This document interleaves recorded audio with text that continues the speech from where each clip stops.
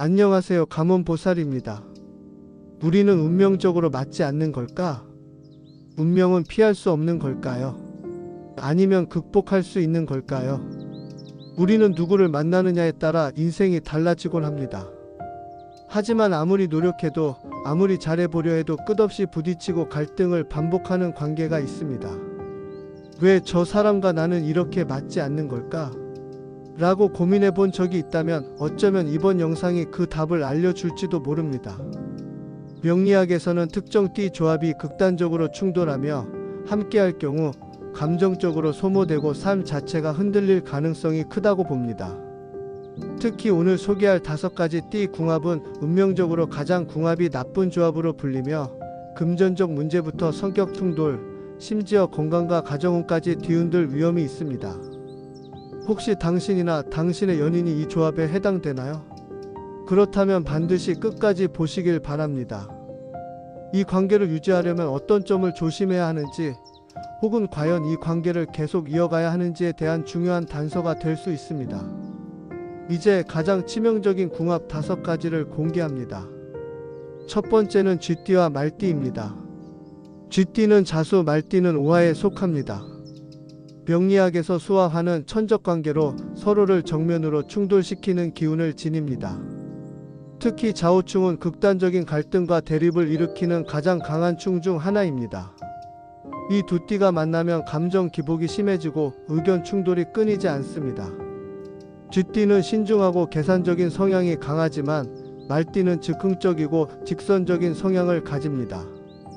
처음에는 서로에게 없는 면에 끌릴 수 있지만 시간이 지나면 도대체 왜 저렇게 생각하는 거야? 라며 상대방을 이해할 수 없어 다투게 됩니다. 특히 금전 문제나 생활 방식의 차이로 갈등이 심화되며 이별이나 파국으로 치닫는 경우가 많습니다. 두 번째는 소띠와 양띠입니다. 소띠와 양띠의 궁합은 명리학에서 충미충이라 불리며 이는 단순한 성격 차이를 넘어서 삶의 기반 자체를 흔드는 강력한 충돌을 의미합니다.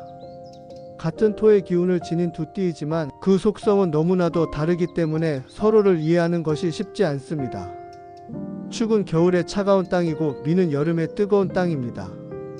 겉으로 보면 같은 토라서 비슷할 것 같지만 실제로는 성질이 정반대라서 근본적으로 어울리기 어려운 기운을 지닙니다. 소의 기운은 무겁고 단단하며 천천히 움직이는 안정적인 에너지입니다. 어떤 일이든 신중하게 생각하고 기반이 단단해야 마음이 놓입니다. 그러나 양의 기운은 부드럽고 변화무쌍하며 감정과 흐름을 중시하는 성향을 가집니다. 한 곳에 머무르는 것을 답답해하며 자유로운 사고와 즉흥적인 결정을 내리는 경향이 강합니다. 이렇듯 두 띠는 기본적인 성향부터 다르기 때문에 함께 있을 때 서로를 이해하지 못해 답답함을 느끼는 순간이 많아질 가능성이 큽니다. 축은 안정적인 관계를 원하고 신뢰를 쌓아가는 과정을 중요하게 여기지만 미는 변화를 두려워하지 않고 때로는 직관과 감성에 따라 결정을 내립니다. 이러한 차이는 연애 초기에는 신선함으로 다가올 수 있지만 결혼 후에는 서로의 삶의 방식이 다름을 실감하며 피로감을 느끼게 될 가능성이 큽니다. 특히 충미충이 작용하는 관계에서는 경제적, 가정적 불안정성이 나타날 확률이 높습니다.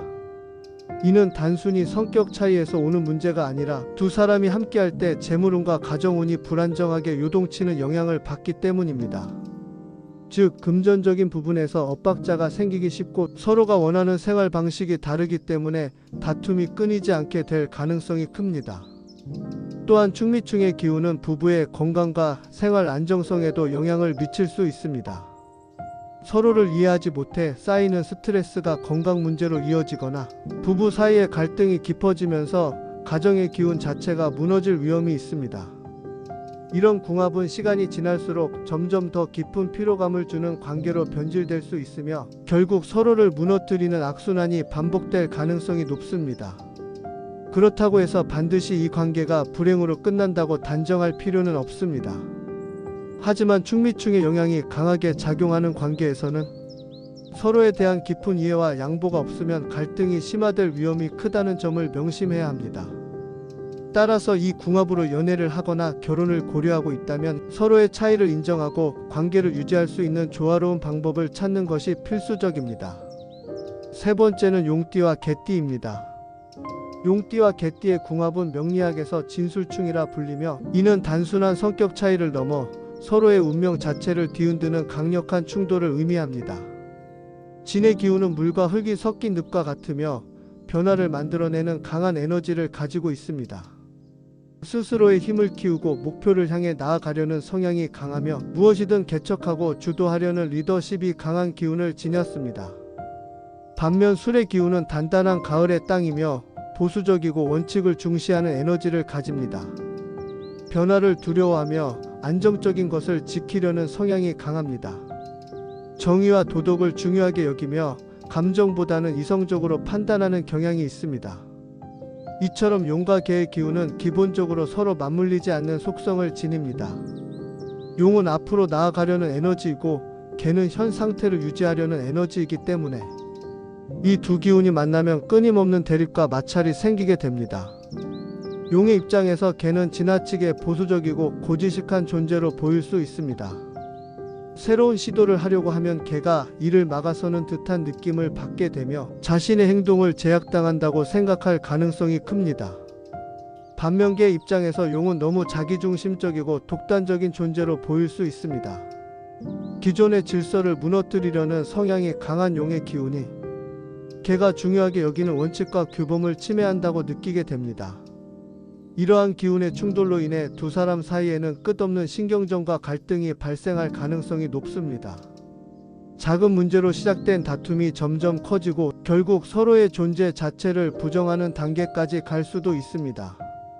특히 진술충의 기운은 한번 부딪히면 극단적인 결과로 이어질 가능성이 크기 때문에 이 궁합의 커플은 조그만 갈등이 생겨도 감정이 쉽게 돌이킬 수 없게 될 위험이 큽니다. 또한 진술충의 에너지는 사회적 지위의 변화를 의미하기도 합니다. 즉, 이 궁합의 부부는 결혼 후 한쪽의 직업이나 신분이 크게 바뀔 가능성이 있으며, 이는 재물운과 가정운의 불안정으로 이어질 수 있습니다. 부부가 함께 사업을 한다면 크게 성공하거나 반대로 급격히 몰락하는 운을 타게 될 수도 있습니다. 진술충이 작용하는 관계에서는 운 자체가 불안정해지는 영향이 크기 때문에 감정적인 갈등이 커지기 전에 해결책을 찾아야 합니다. 이 관계를 유지하기 위해서는 서로의 차이를 인정하고 무조건 자신의 방식만 고집하지 않는 태도가 필수적입니다. 그렇지 않다면 진술충의 기운은 결국 서로를 지치게 만들고 끝없는 싸움으로 이어질 위험이 높습니다. 이 궁합은 단순히 싸우는 관계가 아니라 서로의 삶을 뒤흔들 수 있는 운명적인 충돌을 의미하기 때문에 신중한 접근과 철저한 대비가 필요합니다. 네 번째는 뱀띠와 돼지띠입니다. 뱀과 돼지의 궁합은 명리학에서 사해충이라고 불립니다. 이 충돌은 단순한 성격 차이를 넘어 근본적인 흐름과 방향성이 맞지 않는 기운의 충돌을 의미합니다. 즉, 같은 목표를 바라본다 해도 그 과정이 완전히 달라 서로를 이해하는 데 상당한 시간이 걸리거나 오히려 함께할수록 오해와 마찰이 깊어질 수 있습니다. 명리학적으로 뱀은 뜨거운 불의 기운을 가지며 돼지는 깊고 차가운 물의 기운을 지닙니다. 불과 물은 근본적으로 상극이기 때문에 이 둘이 만나면 서로의 본질을 받아들이기 쉽지 않은 흐름이 형성됩니다. 그렇다고 해서 반드시 불행한 궁합이라고 단정할 수는 없습니다. 다만 이 관계에서는 서로를 이해하고 보완하기 위한 노력이 필수적입니다. 뱀과 돼지의 궁합은 명리학에서 사해충이라고 불립니다. 이 충돌은 단순한 성격 차이를 넘어 근본적인 흐름과 방향성이 맞지 않는 기운의 충돌을 의미합니다.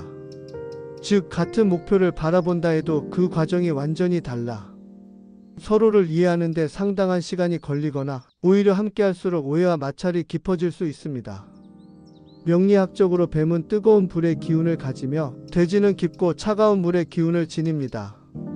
불과 물은 근본적으로 상극이기 때문에 이 둘이 만나면 서로의 본질을 받아들이기 쉽지 않은 흐름이 형성됩니다. 그렇다고 해서 반드시 불행한 궁합이라고 단정할 수는 없습니다. 다만 이 관계에서는 서로를 이해하고 보완하기 위한 노력이 필수적입니다.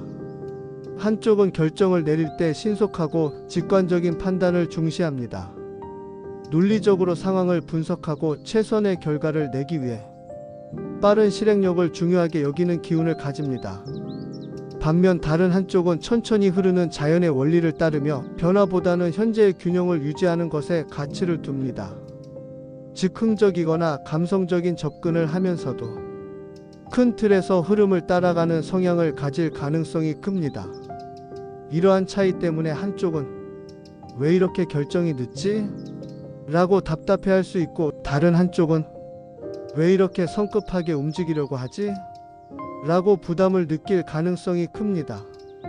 이 궁합에서 중요한 요소는 감정과 논리의 충돌입니다. 한쪽은 상황을 논리적으로 분석하고 전략적으로 접근하려 하지만, 다른 한쪽은 감정적인 교류와 관계의 흐름을 더 중요하게 생각하는 경향이 있습니다. 따라서 관계가 깊어질수록 한쪽은 왜 이렇게 감정적으로만 접근하지? 라고 생각할 가능성이 크고, 다른 한쪽은 왜 항상 이성적으로만 판단하려고 하지? 라고 느낄 수 있습니다. 이러한 차이는 연애나 결혼 생활에서 의사소통 방식, 갈등 해결 방식, 생활 습관 등에서 반복적인 마찰을 일으킬 가능성이 큽니다. 기본적으로 서로를 이해하는 데 시간이 걸리는 관계입니다. 즉, 상대방이 왜 그렇게 행동하는지, 어떤 방식으로 사고하는지를 알아가는 과정이 필요합니다. 그러나 이러한 노력이 부족하면 상대방의 방식이 오히려 불편하게 느껴지면서 자연스럽게 거리가 생길 가능성이 높습니다.